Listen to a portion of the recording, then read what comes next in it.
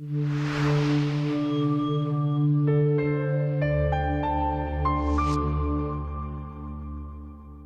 forklarer vores bidrag til energiomstillingen.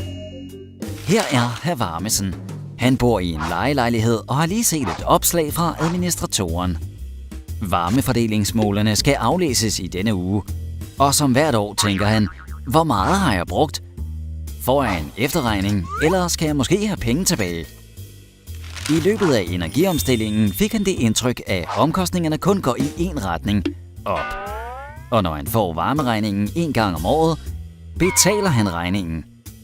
Hvad han ikke ved er, at individuel måling faktisk hjælper ham med at mindske energiforbruget og nedbringe regningerne. Siden Danmark begyndte at måle energiforbrug individuelt, har hver husstand sparet gennemsnitligt 15-25% til varme- og vandvarmsudgifter.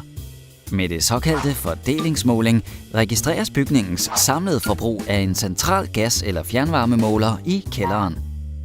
Individuelt forbrug registreres målere i hver lejlighed.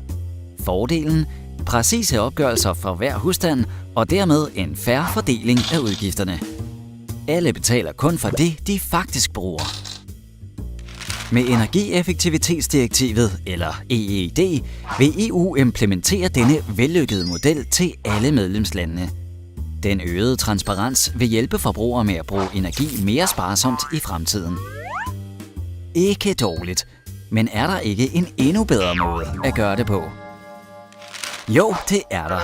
Som førende energiserviceudbyder er vi overbevist om, at endnu mere transparens vil føre til endnu mere sparsommelighed. Hvorfor gå glip af muligheder ved kun at sende forbrugere én opgørelse om året? Det ville være bedre at sende elektronisk forbrugsinformation en gang om måneden. Vores undersøgelser viser, at dette igen vil mindske energiforbruget betydeligt. Dette vil gavne alle. Forbrugerne får lavere omkostninger, da de bruger energi mere bevidst og sparsomt. Ejendomsadministratorer får færre konflikter, fordi lejere er bedre informerede. Og politikere, der forsøger at implementere energiomstillingen, tager et kæmpe skridt fremad ved at gøre det nemmere for lejere. Men den reelle vinder er miljøet, da lavere energiforbrug betyder lavere CO2-udslip. Men hvordan er det overhovedet teknisk muligt? Takket være innovativ teknologi. Vores radiobaserede målere kan allerede fjernaflæses.